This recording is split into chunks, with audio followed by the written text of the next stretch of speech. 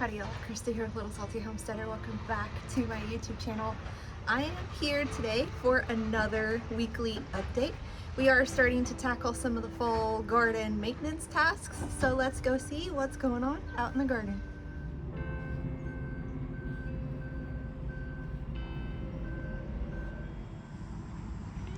Alright, we are starting off over here in the pepper patch, of course, like we normally do. I haven't removed any plants that I can recall out of any of these beds since the last weekly update, but what I have done is I am starting to amend all of the beds. So all 5 raised beds had compost, granulated fertilizer, and blood meal added. I still obviously need to add a lot more compost and soil. You can see, you know, as I've used these beds and stuff, the soil has settled and all of that. So I want to make sure that I do get it pretty much filled up. It's just going to take a bit of time. I'm doing it a little bit at a time so that it doesn't hit so hard on my pocketbook all at once. What we have going on is I think I'm going to have to replant some of the squash. This one isn't looking too great, and I accidentally broke the other one yesterday whenever I was spreading the compost out. The one that's in the middle, I think it's doing okay. No, this one needs to be replanted too. And the roly-polies knocked that one out before I even added the compost. So I will replant squash. I still have time. They should still produce before the first frost comes because they do grow relatively quickly. What is going to be happening probably in the next week or two is I'm going to remove these 2 super hot pepper plants. So I have a habanero here. This one's habanero, and then this gigundo Carolina Reaper. I've already picked probably 40 peppers. Oh, and there's a stink bug. I'll show you some stink bug damage in the other bed here in just a minute.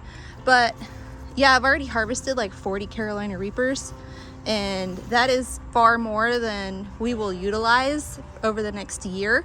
So probably next week I'll cut this down, and then the habanero. The reason why I'm not doing it now is because I filled up my trash can yesterday from pruning the crepe myrtle tree that's in the front, so I don't have room to put the pepper plants that I'm going to be taking out. These are still going to hang out for a little while, I think. I do have a ton of crushed red pepper that I've already made this year, so I'm not 100% sure if I'm going to keep these or cut them out. They're still really heavy producers, so I kind of hate to get rid of them, but I do need to start making room, do some more amending in here, sort of thinning things out so that I'll be able to have room for all of the different fall crops that I'm starting.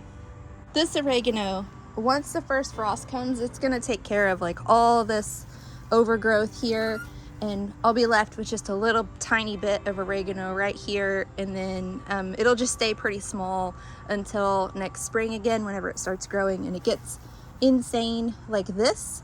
I will say that the honeybees love this oregano.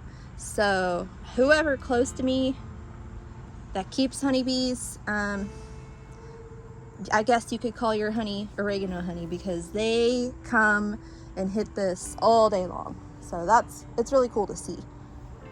All right, on to this middle bed. Again, I don't think any plants have come out of here. Those serranos, I think were already gone last week, if I remember correctly.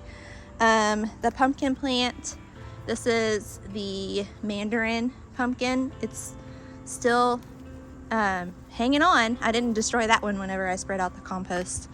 This basil, I will probably, let me think. This basil I'll probably remove. There's actually a couple of plants down here, just so I have this entire back row clear for brassicas and root vegetables and stuff. And then I replanted the spark mini pumpkin in here. I don't think it germinated. I have a very thin amount of compost on here, so it shouldn't impede it if it does decide to germinate. Yeah, that's crepe myrtle flower. So I'm still kind of hopeful, but not overly optimistic that anything's gonna come of that spark mini pumpkin that I planted right there.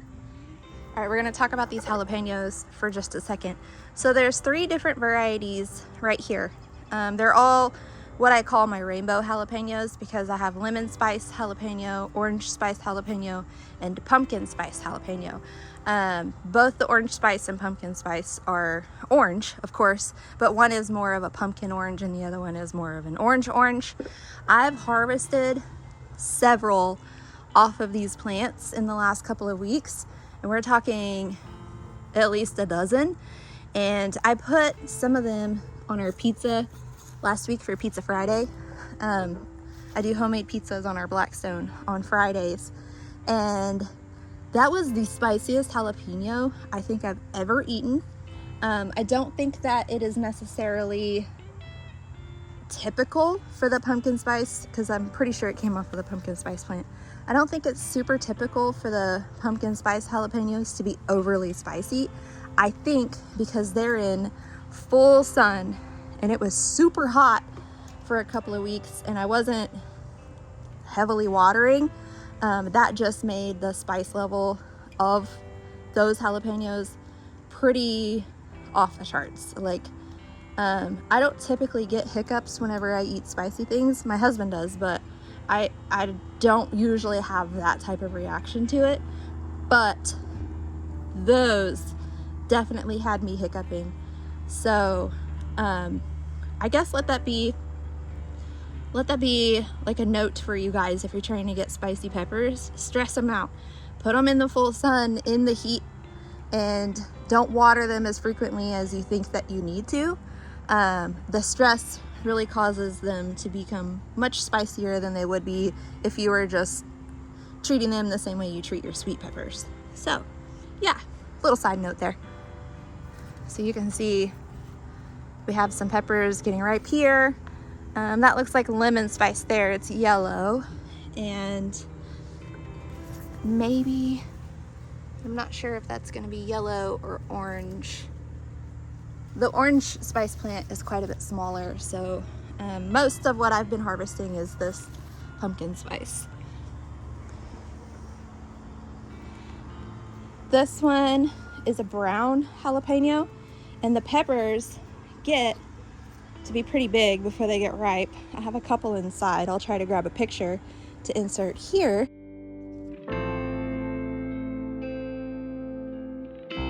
So you guys can see how much larger they are than these jalapenos.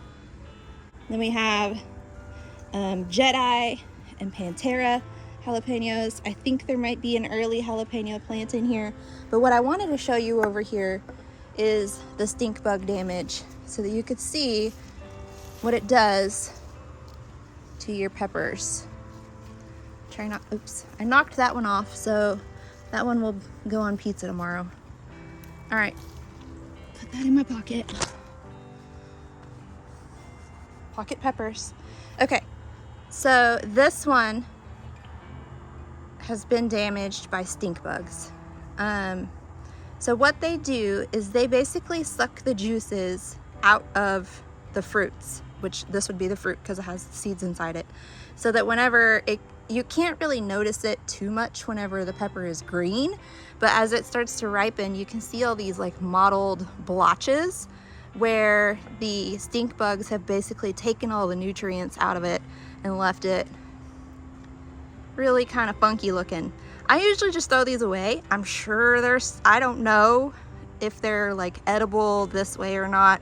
I just don't think they're very attractive, so I throw them away. I have plenty of other peppers to choose from, so it doesn't like affect our ability to eat any of them, or the rest of them. We're not starving. For stink bugs, I'm not sure if there's like an organic solution. I don't know if you can spray these with neem and they'll stay away or what. I'm not a very nice person sometimes. I'll flick them, or I will try to capture them and drown them in like a soapy water. You don't want to smush them because that's where they get their name. They stink when you smush them. So if you do decide to unalive them, so to speak, drowning them in the soapy water works pretty well. I'm trying to figure out what type of basil this is. Sometimes if you rub the leaves and then, you know, kind of smell the leaves, you can catch like the lemon, if it's a lemon basil. I was trying to figure out if this was Thai or cinnamon. They both have the purple flower heads. I'm leaning towards cinnamon because the Thai basil has a little bit firmer leaf. Yeah, I can catch a little bit of a cinnamon note in there. So giant cinnamon basil plant. I will probably remove this one too. I typically only utilize cinnamon basil in teas. So I have all that I need already dried inside. So I'll cut this one down. I will dry this because I don't want to waste it. Cut off all these seed pods and then hang them to dry the leaves, add them to the jar, and I'll have a lot of cinnamon basil for tea. I'm not going to utilize any of these leaves like this. I'll make sure that whenever I clean it up, I get rid of all this and then all these, so that all that I'm drying is like the good healthy leaves like that.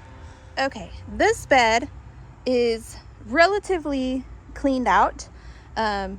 Well, it's as cleaned out as it's going to be for a little while. I think what is eventually going to go in here is going to be my leafy greens. So my collard greens, kale, and spinach. This is where I grew those things last year and it worked out pretty well. What I do have going on is obviously amended with the compost and the fertilizer. We have some zinnias here giving some color and some happiness. Blue goose cowpeas.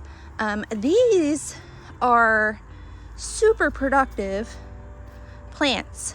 I'm really happy with how productive these are.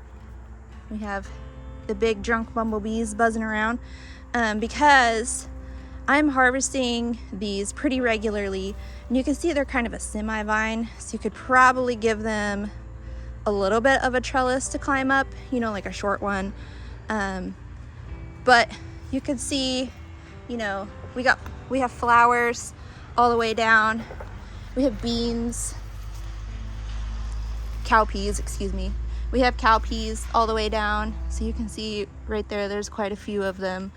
What I'm doing is I'm waiting until the pods are almost dry, and all of these are relatively new, so there's not any for me to show you, but I'm waiting until the pods are almost dry. They feel kind of papery and kind of crunchy. That's whenever I'm cutting them off and getting them inside. I then shell them onto a dehydrator tray that sits on my heat mat that is set to 76 degrees. So it's basically dehydrating at ambient room temperature almost.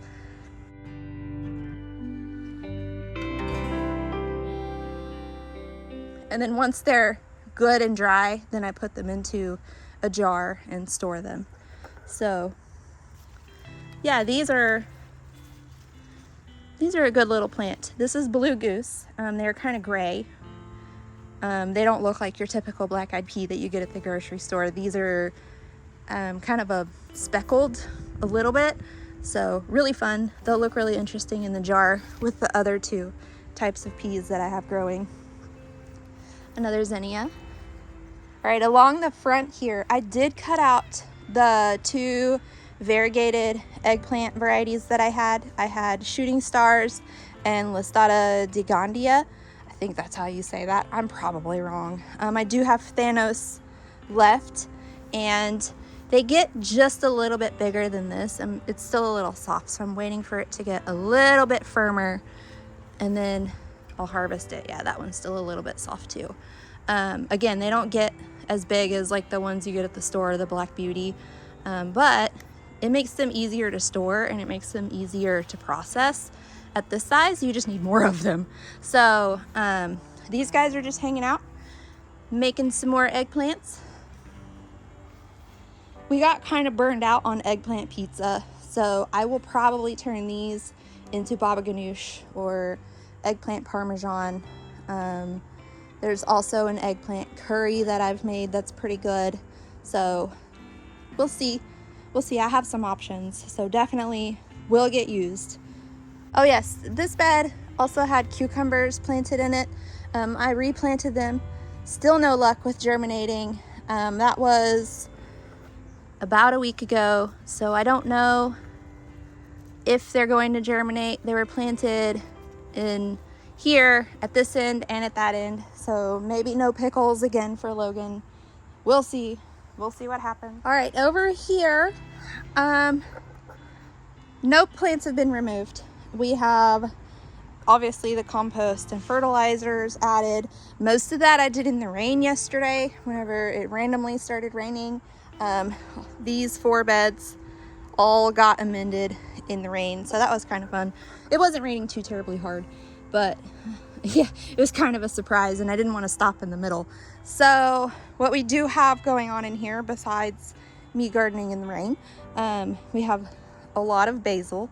So I'm going to be removing all of the plants off of the front, and probably, if there's any still left, in the back. Like I see a little one right there, so I'll cut those down too. Remove the seed heads, any icky colored leaves. Like this plant looks really healthy, except for a couple of leaves. So most of this one will get hung to dry. This is the Persian variety. It's one of my favorites. And then that will clear up some space here for the incoming fall garden stuff. The okra is going to stay until the first frost. I have 1 bell pepper plant left that is going to stay at least a little bit longer. I'm still trying to decide or determine if that is viable, like if it's actually going to emerge as a butterfly or not. I haven't like physically touched it. I just touched the plant. There are also some bell peppers on here that are growing, so I'm kind of just hanging on to this plant for a little while longer. Down the middle, outside of giant basil, we have pink eye purple hull cowpeas, and let me see, these haven't been as productive this year as they have in years past. I think that is because I was dealing with nitrogen issues in this bed for a good chunk of the season, and I think it isn't quite ironed out yet. But the compost and all of the fertilizers and stuff that I added yesterday should help boost production of these a little bit. Okay, so this plant right here is not a pink-eyed purple hull cowpea. I'm pretty sure. The pods on the ones that are pink eye are red whenever they're ready to harvest, which I don't see any. These are kind of like a pinkish purple, but I'm still saving them. And these are bush. These are a bush variety, and very clearly this one is a vine. I mean, I don't mind, I just wish that I knew what it was. So yeah, really interesting. Some other stuff that we have going on in here, the melon. I kind of stretched it up this morning because it's kind of going out all over the place, and I needed to kind of contain it a little bit. So I stretched it up this trellis this morning, and it's really long. There's this melon here and a spider that will be ready probably another week or so, but I'll probably just cut it out after that. This isn't like the best melon that my family has found to eat. They like it okay, but not enough for me to continue growing it. I need to start making space for the fall peas that are going to go on here. So this is going to have to come out once that comes off. All right, so along the back, there are Thai green noodle beans. The production of those has slowed down pretty substantially. I actually haven't harvested any in a couple of days, but I do see some baby beans there. So maybe in a few days, I'll have another harvest of those. Okra, I'm harvesting every day. I have not harvested yet today, but I do see some that are ready to be harvested, so that's exciting. So this quad right here is not being utilized for anything right now, but it will be utilized for garlic. That will be planted out in mid to late October, and I'm expanding my okra planting this year to plant more than I planted last year. So it's gonna go here, and then it will have to live here until the end of May, beginning of June, whenever it's time for it to be harvested. And then I'll figure out what will go here at that point. Probably sunflowers, because they're a heat tolerant plant and love the sun, and you know, they get quite tall and will fill in this space pretty nicely. All right, over here on this side, kind of the mirror image of the other side, just different varieties that are happening. This melon here is Kajari melon. We actually ate the first one the other day. I came out and it had fallen off of the vine, you can see here. So I cut it up and we ate it, and it is green on the inside, but it tastes like a cantaloupe. So everybody really enjoyed it, except me, because I don't like melon, but I tried it. It was good for a melon, just not for me. Everybody else really liked it. My husband's still snacking on it. We have another one growing there. So this one I might let hang out a little while longer, since the family does enjoy it. I'll have to see. I'll have to ask my husband if he wants, you know, that one too, or if he's just good with the second one. I am gonna get regular cantaloupe seeds to plant next year, because he prefers just regular cantaloupe. So we'll see. We will see what happens here. There's a Chinese red noodle bean along the back side there. It was producing pretty well, but I do think that it slowed down because of how hot it was the last week or so. We're kind of in a cold snap. I call it a cold snap because it's down to 92, but maybe that'll boost the production. We'll see. And then I do have a Hostinator cucumber plant here with a little baby cucumber, so maybe I'll get something for Logan. We'll see. We'll see. I'm waiting for that to get a little bit longer so I can start trellising it. Right now it's just kind of going out into the yard. Other stuff in here, obviously okra. I can see a couple that need to be harvested. We have the cowpeas in this bed are called Phenomenal. They had slowed down on their production a little bit. I mean, I harvested quite a few. They're inside on the tray. But I can see where they're blooming out again, and hopefully we get some more production happening. There's a young pea, and again, for these, I'm just waiting for their pods to get kind of dried out and feel kind of papery, and then that's whenever I harvest them. These two peppers I will cut down after the peppers on it ripen up, and that's just to make room for fall garden plants. This basil will come out, that lemon basil will come out, and then any basils along the back will also come out. So we have one there and one there. The middle I'll probably leave for a little while longer, just as companion plants. So we have here, that's a middle one, and then we have this one. So that should help with some pest issues until the first frost comes. There's an okra that's ready. This is the Black Bear mini pumpkin.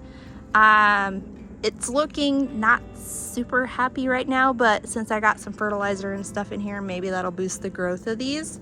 We'll see. They are heavy nitrogen feeders, so I need to remember to be more diligent with fertilizing those while they're trying to grow. All right, these two grow bags in front of the greenhouse, these are also going to house garlic after I get rid of the nut sedge out of them. That one is housing some ants currently, so I need to treat that and then make sure that I'm getting rid of the nut sedge out of here. And then garlic here, I ordered all the garlic this morning. I'll do a video on that later in the season, detailing all of the varieties and how to plant it and how to grow it and all of that stuff. I definitely need to amend all of these spaces, and I did some research on that yesterday for proper amending, so I'll have all that ready pretty soon. Walking over here into the mini sunflower patch, since we didn't get a full one this year. This one was like about to open or something, and it has some sort of funky problem, so I don't know. These flowers up here look all right, so maybe we'll get some happy growth off of there, but I'm not entirely sure. These over here are gearing up to bloom. You can see we have some flower heads here. Maybe next week for these. They look pretty good. We have some here. I wonder if that's some sort of caterpillars causing damage. There's some ants. Interesting. Interesting. Hopefully we get some flowers off of these stalks, but that looks damaged as well, so something for me to keep an eye on. All right, into the flower bed. So most of the beans that I planted did sprout, so that's good news. The beans were planted here. These are bush varieties of beans. I can't remember which ones they were. I know one was like a purple potted one. So these were planted here for their nitrogen fixing properties. Once the plants have, completed their life cycle and they start to die off, I'll just cut them at the soil level and then let those roots break down. As the roots break down, they'll deposit nitrogen back into the soil here, which will then act as, fertilizer of sorts for all of the flowers and things in here. I am also going to be coming through and scattering some Bells of Ireland seeds because they need the winter cold in order to germinate, and then I'll have to remember to keep the flower bed nice and moist and stuff. And then if I still have some California poppy seeds, they also require the cold of the winter to germinate, so I'm going to try to get some more flowers in here that don't require me starting them indoors and then transplanting them out. As far as what is currently growing, the salvias, I don't even have to do anything for those. They just grow on their own. They're beasts. There's also some Rudbeckia left all the way down. I actually need to come prune off some spent blossoms, probably on all of them. This one is Cherokee Sunset, I think. We still have some snapdragon plants. Some of these never flowered, some of them did. So this one was like a white variety. We have Strawberry Fields Gomphrena. This is a very heat tolerant plant, so probably see quite a few little flower heads on those. These are part of the amaranth family, I think, but they're like a globe amaranth. We have Gaillardia. We have Echinacea. There's another Echinacea. More Rudbeckia. There's Echinacea back there, but this is first year, so I don't expect it to bloom until next year. We'll see. We have some Cosmos here. We have some milkweed somewhere. Oh, it's laying down right here. And then more Rudbeckia. There's a calendula that's still hanging on despite the scorching temperatures. We have 2 varieties of celosia planted in here, and then we have Tulsi basil also planted in here.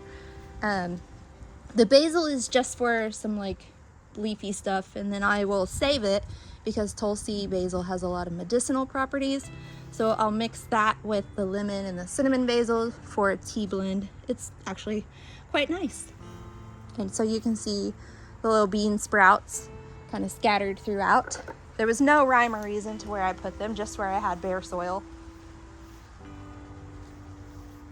Over here, relatively similar to the other side. Beans, celosia, salvia. We have feverfew here, milkweed. Persian carpet, zinnia, beans, you know, rudbeckia. There's a hollyhock plant. I'm not sure if there's one on the other side or not. There's another hollyhock plant. There is one of the Tulsi basil plants. More gaillardia, marigolds, milkweed here. Hopefully this blooms so we can all enjoy it. Maybe I need to start it earlier next year. I'm not sure. And then we have a whole gaillardia patch here with a couple of echinacea plants thrown in for fun. So one of my goals for this space is to get more perennial flowers planted, like the echinacea. I don't think the gaillardia is, but we'll see. The echinacea is perennial, so plant it once and then, you know, if you take care of it, it will continue to grow year after year. So I'd like to get more of that planted throughout here. And there was something else. It was on my mind yesterday that I can't remember it now. Anyway, some more perennials through here so that I'm, you know, trying to plant less through here. We keep more of the soil covered, slow down erosion, keep some bees happy, all of those different benefits.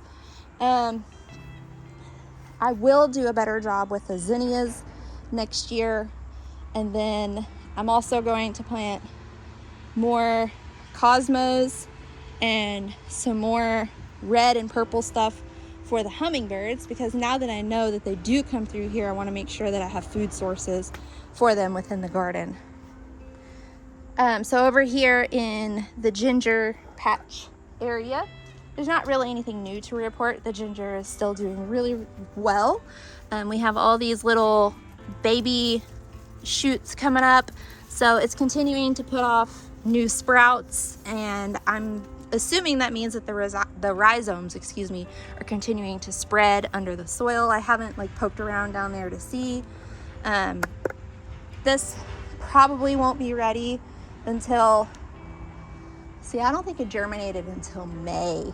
So I think it probably won't be ready until January. So I'll have to store it in the garage after the cold weather comes. Of course, on comfortable temperature days, I'll bring it out into the sunshine, but otherwise it's going to live in the garage on cold days and nights. We have one more ginger over here. That one is incredibly lush. This one doesn't have as many of the larger stems, but it does have quite a few younger sprouts, so I'm confident that it's going to fill in pretty nicely. Like you can see one through there.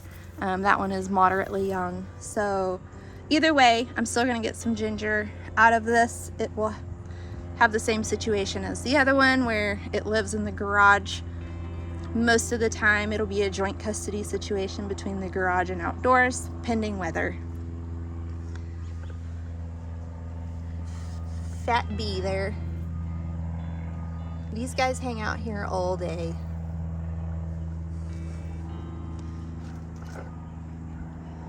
And after I scared the dove away, she never came back.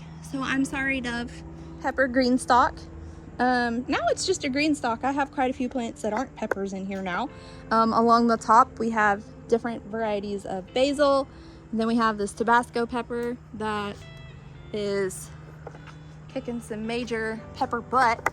Let me see if I can get up here to show you guys all the peppers. Kind of lean that over.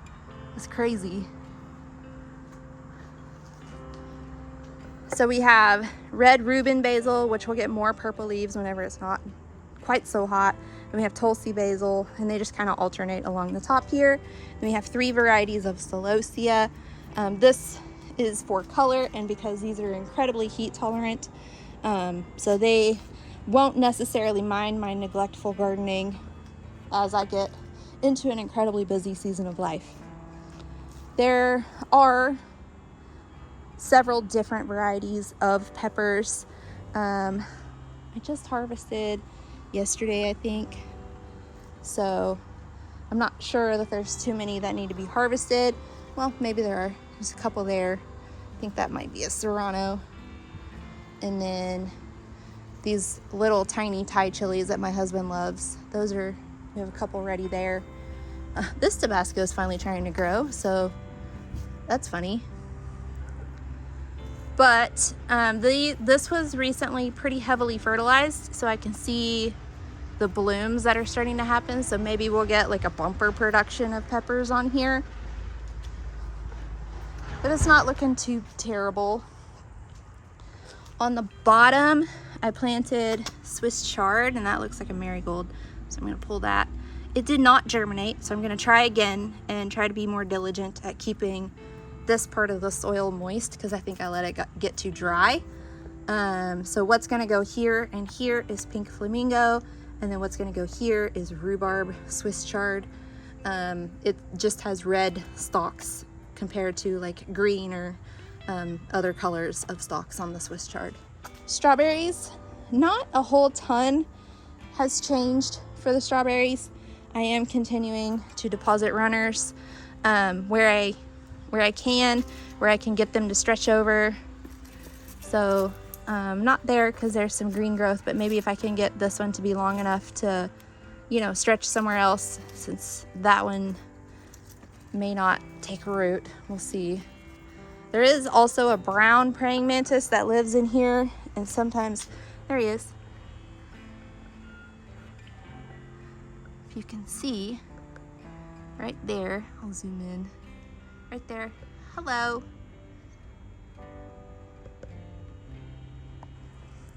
Sometimes he's down here and I don't realize it, and I'm like plucking off dead leaves and it sends him running up.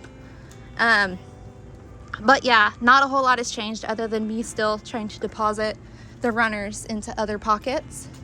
So this is a super long runner that I was trying to put up here, but it needs more soil in the pocket. That one is taking root, so maybe I can just deposit this one here, get that watered in really well, and hope for the best. But that's the goal, is to try to get them all spread out. This was also recently fertilized pretty well. I use liquid fertilizer in these, and then I also deposited some coffee grounds in the top so that whenever I water, it kind of, you know, sends those nutrients down throughout the entirety of the green stalk. Sorry, I forgot you were there. All right, so the lime tree, okay. I added some more soil in here, and I think that really helped. These leaves are looking, even though they look a little shady right now, these leaves are actually looking a lot better. They look darker green. They were starting to turn very light green. So I think the plants needed a little bit more root insulation. The basil is also looking better, although I'll probably end up cutting it all down. I don't necessarily need to use any of it because I have a ton out there. Most of this was volunteer. So maybe just clear it out so that they're not taking all the nutrients away from the lime tree, because this I am intentionally trying to grow. So a lot of cleanup work to do in my garden. The herb green stalk, I have only fertilized and kept up with water on this. I don't think I have any fall plants that are going to be planted in here. I'm trying to think. I don't. Not anything that I've started anyway. So any herbs that need to be cold stratified, I just do in our garage fridge and then transplant them out from that point. So yeah, I don't think I have anything that gets direct seeded out here. This poor marshmallow plant is kind of done for, except at the bottom, it's okay. It's been really hot, and this one in particular got quite a bit of sun, so it just got toasted. Hyssop starting to bloom. Tarragon, sorry, that's more hyssop. Here's the tarragon. I still need to prune off any of the icky parts. Then we have rue down here. More Tulsi basil. So overall, the mint is starting to bounce back. I let it kind of get overcooked whenever I went with Logan to his Boy Scout camp. It's kind of been struggling ever since then, but it's starting to come back. So I should have a good fall run of mint before the frost kind of takes it out for a few months. Over here at the seedling station, these were the new seeds that I started on Saturday. You can see we have pretty good germination. Some of it hasn't started to germinate yet, like this blue curled kale. I do see a little tiny sprout on these Brussels sprouts, a little tiny spinach. These two haven't germinated yet. This Green Magic has one that germinated. There's 2 red jewel cabbage. So we're really starting to get quite a few of these popping up here. So that's very exciting. And then down here, this was the first run that I sowed on August 6th. I didn't have the greatest germination, I think because it was so incredibly hot that the soil temperatures were just too warm for some of this stuff. But the stuff that did germinate looks pretty good. It's starting to get true leaves on it. So see here, really good. So at this point, I'm just trying to keep the soil moist.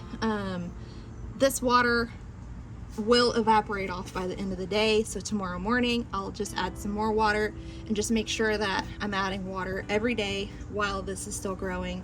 It will get transplanted out in mid-September.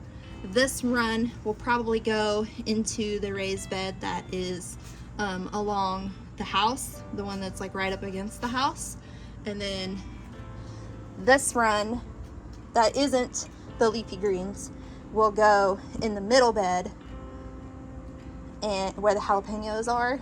And then the leafy greens will go in the front bed where the eggplants are. And then the third run that I start will get split into those 2 raised beds because that will give me a little bit more time to clear out some of that stuff. So yeah, I just stood here and made a plan.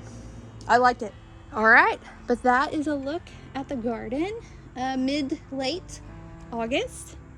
It's looking pretty good. I'm glad that we have a break in the temperatures because that really ought to help some of the stuff put on some sort of bumper crop, especially those peppers over there probably. So really happy.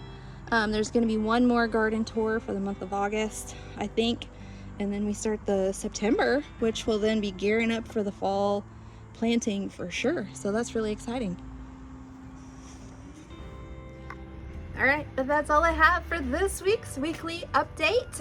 If you liked today's video and you would like to continue to see how the garden grows and changes from week to week, please like, subscribe, comment, do all those different YouTube-y things.